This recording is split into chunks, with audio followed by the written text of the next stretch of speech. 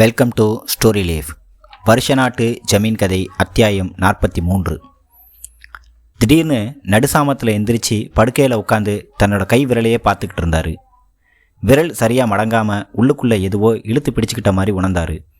விரலை நீவிக்கிட்டே உள்ளங்கையை பார்த்தாரு. அப்போதான் மைனருக்கு தன்னோட தாயார் ஞாபகம் வந்துச்சு. நல்லா தூங்கிக்கிட்டு இருந்த வேலம்மாவை தட்டி எழுப்பி, வேலம்மா, எனக்கு எங்கள் அம்மாவை பார்க்கணும் போல இருக்குது. பார்க்க போனால் என்ன சொல்லுவாங்களோ தெரியல. விடிஞ்சதும் இரசக்கநாயக்கனூர் போகணும்னு கண் கலங்கிக்கிட்டே சொன்னார்.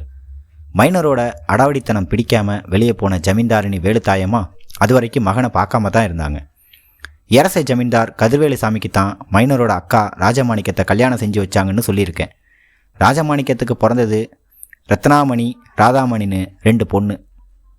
காமராஜேந்திர கதிர்வேல் பாண்டியன்னு ஒரு ஆண். இவங்களை கவனிக்கிறதுக்கு தான் மைனரோட தாயார் வேலுத்தாயம்மா இரசைக்கு போய் அரண்மனையிலேயே தங்கியிருந்தாங்க. நம்ம மைனரு வில்வண்டியில் இரசைக்கு போய் சேர்ந்தார். தன்னோட தாயார் முகத்தை பார்க்கணும்னு ஏக்கத்தோடு இறங்கி வாசலில் நின்னார். மைனர் வந்திருக்காருன்னு தெரிஞ்சும் அரண்மனைக்குள்ளேயே இருந்த வேலுத்தாயம்மா வெளியே வரவே இல்லை. தம்பிக்கு உபச்சாரம் செய்யணும்னு அக்கா ராஜமாணிக்கம் ஓடி வர்றப்ப அவங்களையும் தடுத்துட்டாங்க. ஒரு சேவகங்கிட்ட என் மகனோட முகத்திலேயே முழிக்கக்கூடாதுன்னு முடிவு செஞ்சு தான் இங்கே வந்து மகளோட நிம்மதியாக இருக்கேன்.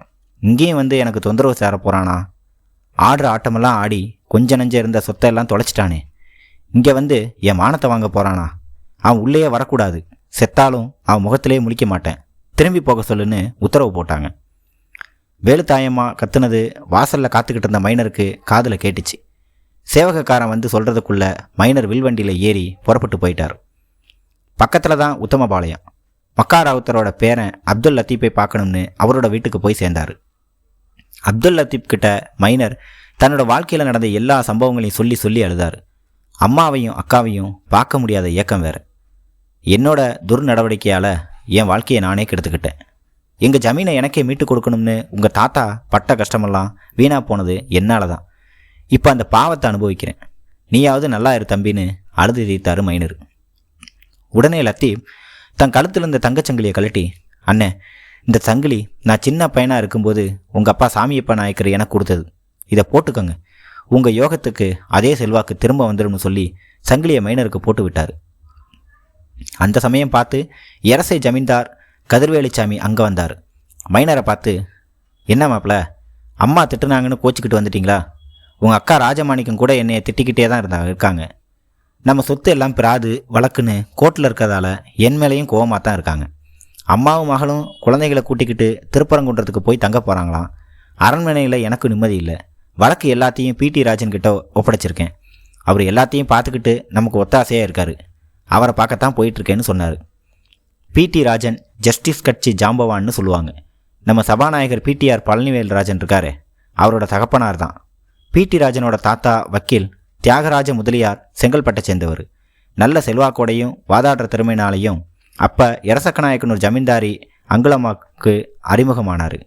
நிலம் சம்பந்தமான ஒரு சிக்கலான வழக்கில் சென்னை ராஜாதானி கோர்ட்டில் ஜமீன் பக்கம் வாதாடி ஜெயிச்சு கொடுத்தாரு. அப்போல்லாம் வக்கீலுக்கு பணம் கொடுக்குற பழக்கம் இல்லை. அதனால் தியாகராஜ முதலியாருக்கு இரசக்கநாயக்கனூர் ஜமீனில் ஒரு பகுதி நிலத்தை பிரித்து கொடுத்து திவானா நியமித்தாங்க. அப்போ தான் கம்பம் உத்தமபாளையம் பகுதியில் நிறைய நிலம் சம்பாதிச்சார். அந்த செல்வாக்கில் தான் பிடி ராஜன் லண்டனில் போய் வக்கீலுக்கு படித்து போட்டு இந்தியாவுக்கு வந்து அப்புறமா அரசியலில் சேர்ந்து நீதி கட்சிக்கு தலைவராயிட்டார். இப்போவும் பிடி ராஜன் பேரில் முல்லையாத்துல இருந்து ஒரு கால்வாய் ஓடிட்டுருக்கு. நம்ம மைனரும் ஜமீன்தாரு கூட போய் பிடி ராஜனை சந்தித்தார். கண்டமுனரை சேர்ந்த 64 கிராமத்து ஜனங்களையும் ஒன்று சேர்த்து ஒரு கூட்டம் போட்டால் நல்லாயிருக்கும். அதுக்கு ஏற்பாடு செய்யுங்க.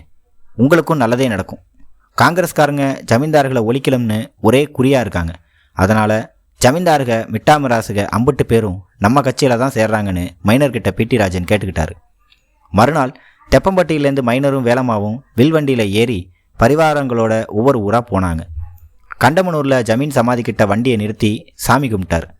அந்த சமயம் பார்த்து அம்பாசமுத்திரம் கிராமத்தை சேர்ந்த வெங்கடசாமி நாயக்கர் ஓடி வந்து, துரை, உங்களைத்தான் பார்க்கணுன்னு வந்தேன்.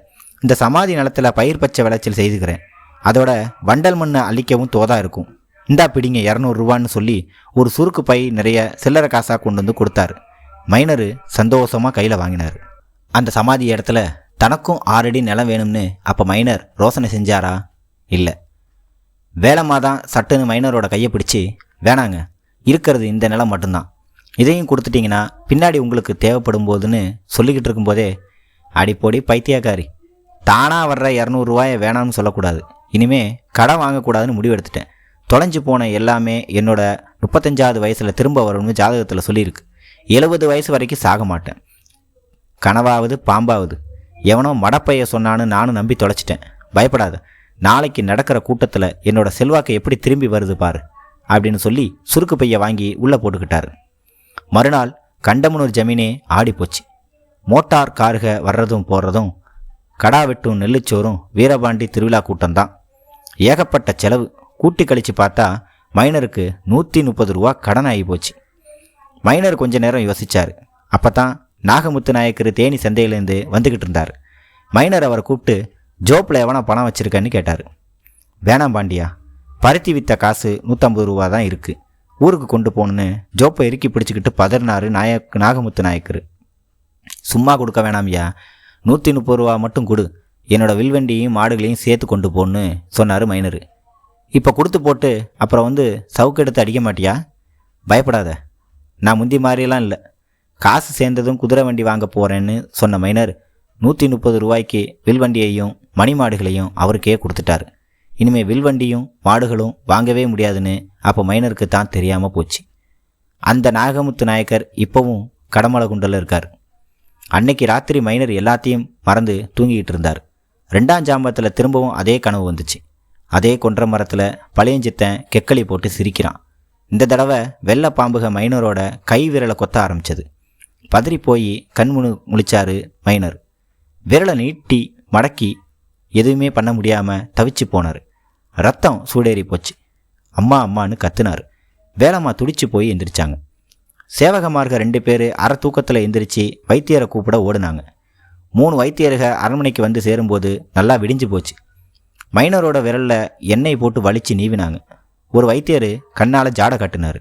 இன்னொரு வைத்தியர் நீசஸ்திரீ சம்போகம், மேகநீர் மரணரோகம்னு முணுமுணுத்தார். மைனர் கொஞ்சம் பதட்டத்தோட, என்கிட்ட சொல்லுங்க, எனக்கு என்ன வியாதின்னு கேட்டார். பாண்டியரே, நாங்கள் அதை எப்படி சொல்கிறது? சொஸ்தப்படுத்தி தான் காட்ட நாங்கள் இருக்கிறோமே, சும்மா சொல்லுங்க. மைனர் அவசரப்படுத்தினார். அது உங்கள் ராஜ அம்சத்துக்கு இந்த வியாதி வரக்கூடாது. அது பெருவியாதி. குஷ்டமா? வருஷ நாட்டு ஜமீன் கதை அத்தியாயம் 43 முடிந்தது. மீண்டும் அத்தியாயம் 44 சந்திப்போம். நன்றி, வணக்கம்.